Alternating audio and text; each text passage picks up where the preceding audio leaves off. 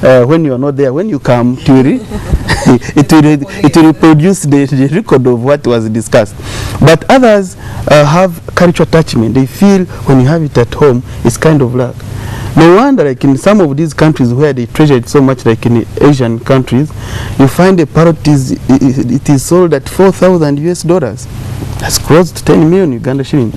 Here in Uganda, there are so many Ugandans who would be willing, so many expatriates here in Uganda who would be willing to pay over $1,000. That's over 2.5 million Uganda shillings. And what do you need to have parrots, to keep parrots? Even 1 acre is quite so big. It's like poultry. It's like how you keep chicken at home.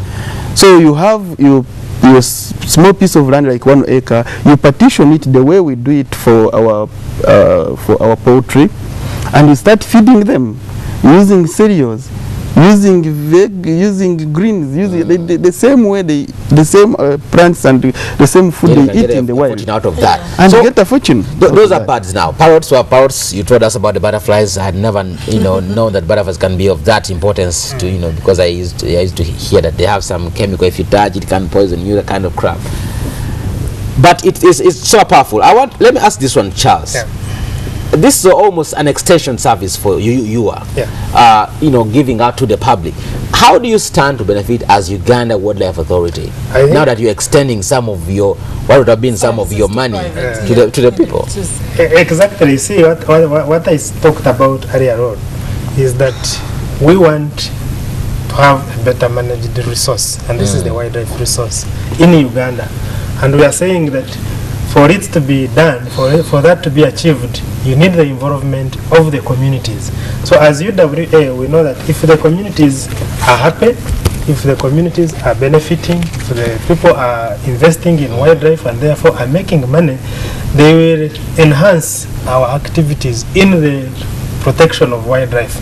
We are suffering now, we have a big problem of ivory. There is a lot of illegal ivory that is coming and being exported through Uganda. It could be coming from outside Uganda, but if we had about 100 or 200 Ugandans who are investing in wildlife investment, in breeding and making money and all this, they would be vigilant. They would actually help us, because we are not everywhere. They would help us to stop some of these illegal activities. So in a way, for us as Uganda WildLife Authority, we look at this as another way of strengthening the wildlife management. But let's talk more about the benefits. The benefits. And I'll just give an example of a crocodile farm. We have crocodiles. The crocodiles in Uganda are known for eating people. Yeah, that's what people will tell you, that those are man-eaters and they're a problem. But do you know that crocodile meat is the most expensive and most delicious meat? So it is said. Delicious. So it is if you wanted to buy, there is another meat. If you wanted to buy crocodile meat in Uganda, a kilo would not sell less than 50,000 Uganda shillings. Just a kilo of crocodile meat. Now, assuming and we are free to, if you had land, or you can have water, because crocodiles need water. We can give you crocodiles. They stay there, and then you multiply them, they breed, and then you slaughter them, and now you would sell the meat very expensively. All the hotels here would buy the meat at 50,000 or even you have a charge on it. And then look at let's talk about other benefits. It's not only about the meat. The skin of the crocodile, the most expensive leather skin, the most expensive leather belt, even jackets. These are the most celebrated celebrities like Michael Jackson used to wear are from crocodiles. Man, people are looking for those skins to make quality shoes, to make wallets, to make all that. So we are saying that these, don't look at these as man-eaters. You can actually rear them. We can give you a license, and we can even help you. We have the capacity to capture these crocodiles. We can capture them for you, give them to you, and then give you technical assistance in their management so that you breed them, make use of the meat, export the skins, and make money. So what do I need? What do I need to start up a small crocodile farm? For someone could be, they have a big, huge chunk of land and say, why exactly do I need to start up a small crocodile farm? Well, one, you need to have the capacity. You need the money. Everything requires money. You need to have some money because you need some vet doctors to check that everything is okay. You need land. I think as the basic principle, you must have land where you are going to do any wildlife investment. And then this land can be manipulated. If you wanted to do crocodile farming, definitely you know that crocodiles are water-dwelling creatures. So you must create some water environment on your land, and particularly running water. You can actually create water and through channels running through different ponds, and then you can have your crocodiles there. They don't deal with stagnant water. Yeah, you can also have them in stagnant water, but it would be good to have, because they like swimming, it would be good to have some kind of running water, and you can create that. Then you need to have the crocodiles for the crocodiles to lay eggs. They actually don't lay eggs in water. They lay eggs outside in sand.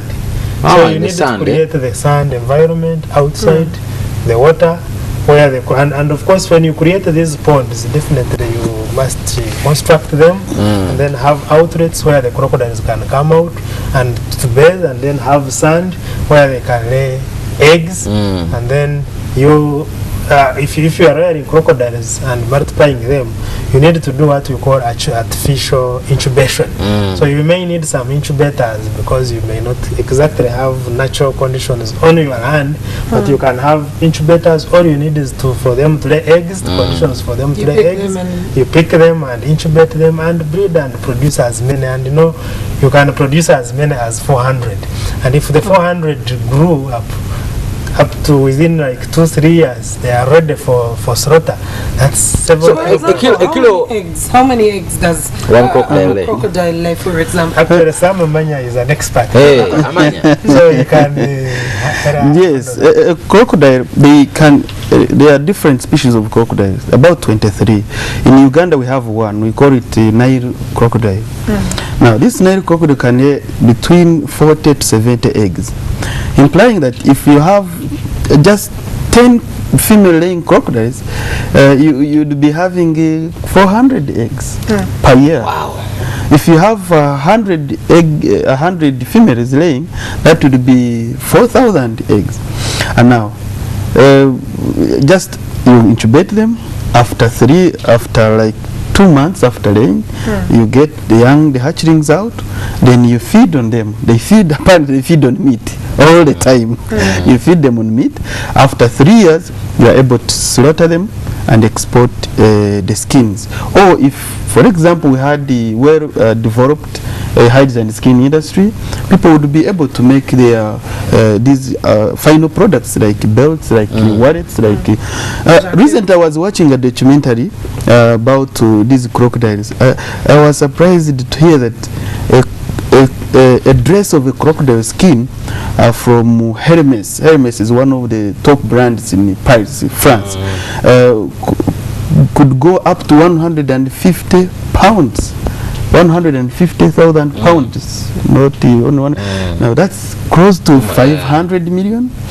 And crocodile products are put on by celebrities, the royals, and it's a very creative business.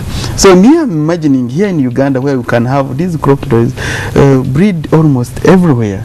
Unlike those countries where they have to change the environment, there is winter, so they have to change the housing in order to provide more different temperature that can accommodate this.